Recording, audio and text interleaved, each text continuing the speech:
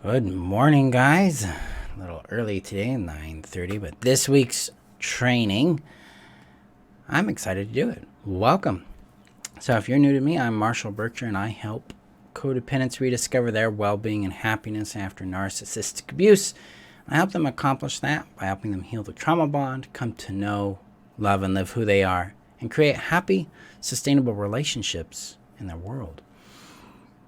Today we're doing emotional well-being episode 2.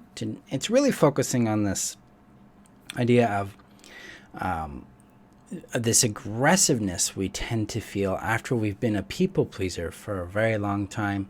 And so I'm going to talk to you about why it happens and what to do about it, and we'll get some martial art in that. So before we get started with that, I need to share this out to the community online here.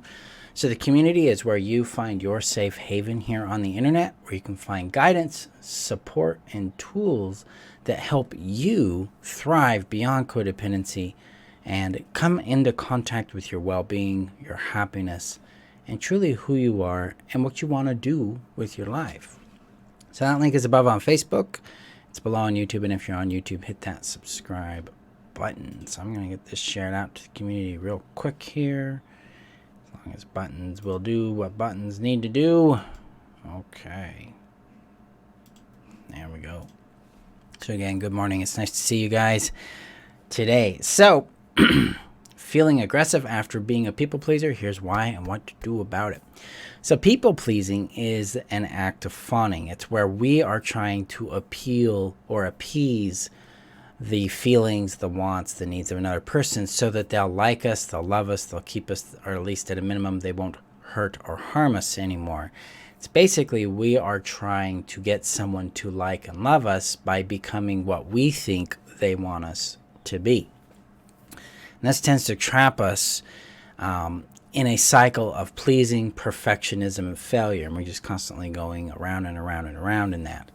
It also gets us out of our yard. It puts us in their yard. It gets us into controlling, fixing, and enabling behaviors, disconnects us from our body, from our own self-awareness, and from what we want, what we need, and how we want what we need and what we want, how it works for us. We're not able to actually have a reciprocal relationship because we're not approaching, the relationship isn't functioning from connection. It's not having a shared value system. Usually, it's a control dynamic going on, and usually with people pleasing, there's been some aspect of abuse. Maybe not in that specific relationship, but previous to it, there's been abuse and neglect, where the individuals learned that that's what they need to do in order to get love, affection, get some needs met, get some breadcrumbs, that kind of thing. So people pleasing is a result of neglect and abuse. It's a result of not knowing ourselves and not feeling safe to have our needs, wants, and feelings.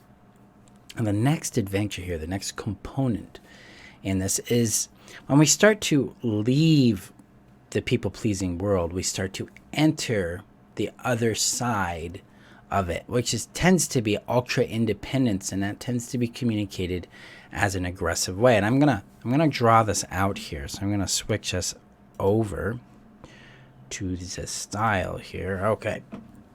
Use my martial art today, guys. All right. So, let's see. Let's get it on here. So, people pleasing to aggression, aggressive boundaries. Yeah. All right. There we go. All right. So, this is like a continuum, and over here we have the people pleasing, and over here we have ultra independence. We are looking to be like not attached. It's really the counter dependency that we're moving into. And in the middle, we have what's called indifference. We experience it as indifference a lot of time, and it's also interdependence can show up here. So over here in people pleasing, it's all about them at the sacrifice of you. So if there's a you here, not you. Over here, it's all about you while denying connection to other, right? So no, we don't want other there. Here it's about me then you, and how we consider our needs, wants, and feelings, and what we want to contribute, what we want to do in our world. So we look at this as a pendulum. So when we're healing, first we typically start out, so this would be the fulcrum here.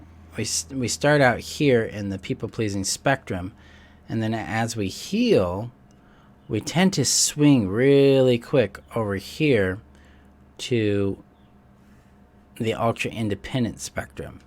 And this is where we get aggressive. This is where we're, one student said, this is my F you to everything. This is where we're really resistant and aggressive about how we communicate boundaries, how we demonstrate them, what we say, what they are. We become really rigid in it.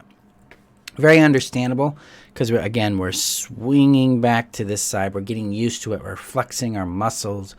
It's an uncomfortable space, so there's an anxiety and a fear behind this that gives it some of this aggressiveness. It's a really new space. We're not sure how things will be received. We're trying to get comfortable with it. We're trying to understand ourselves. Now, eventually, we swing back a bit. And then the key here is, I'm becoming more pleasing, so I need to move back towards my inner, back towards myself. And then eventually what happens is this swing slows down until it comes to here, where we start feeling indifferent, okay? And this indifference allows us the option to not make anybody wrong, because in people-pleasing, you make yourself wrong. You're wrong, right? And over here in ultra-independence, they're wrong in some way. Well, here in indifference or interdependence, no one's wrong. They're just an acceptance that both you and them are valid. Okay, so the way you do things, what works for you, is just as valid as just as valid as they are. This allows us to get connected to a general sense of confidence and a sense of openness towards difference and towards autonomy. This allows us to feel safer just saying no. It allows us to feel safer doing what we want to do in our world. It allows us safer to show up as we are, as who we are, what we want to be, and who we want to be in our world. So Michelle shares, I am aggressive at times. Yeah, we're learning how to flex this muscle. Now, our job, if we're being aggressive, is to cue that in and go, I don't have to see them as an enemy. I don't have to make them wrong. But I don't have to see myself as wrong either. I can move towards the option of, what would it be like if it's okay if there's just a simple no? If there's just a simple difference and it means nothing about my value or about the security of the relationship or connection? What if it's safe to be different? What if it's safe to have a no?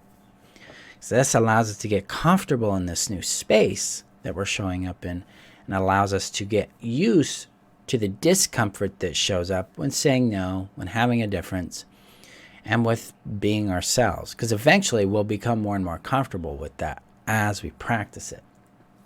It's kind of the magic here in this.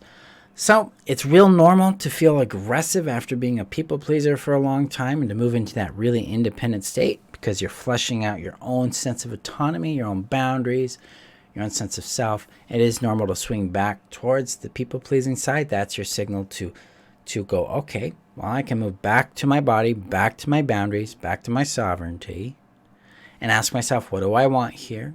What do I need here? And go with it. And then you can move into that interdependent neutral space of, well, no one's wrong. They're not wrong, I'm not wrong. We value different things. I'm going to do what matters to me. They're going to do what matters to them, and I can respect that and move forward from there. So that is today's training. That's a short one. Thank you guys for showing up. I appreciate you. If you struggle with this, or you're looking for if you're really ready for your freedom from codependency, you're ready to start to understand yourself, to know your value, to get connected back to you, to have sanity, to have safety again, to have yourself back. I encourage you to enroll in the Heal Yourself strategy, because that's where we start in this journey. Link is above on Facebook, below on YouTube. And in less than 22 modules, you can start to understand yourself. You can reclaim your sobriety, your sanity. You can know how to break free of the trauma bond and actually break free of the trauma bond. Start to have more connections with yourself and with others, meet your needs, and find more satisfaction and freedom from codependency. Because that's what we do there. So there you go, guys. Appreciate you showing up. Remember that you're worth knowing, loving, and keeping. And I will see you guys next week for our next training video. Have a great day, guys. Bye-bye.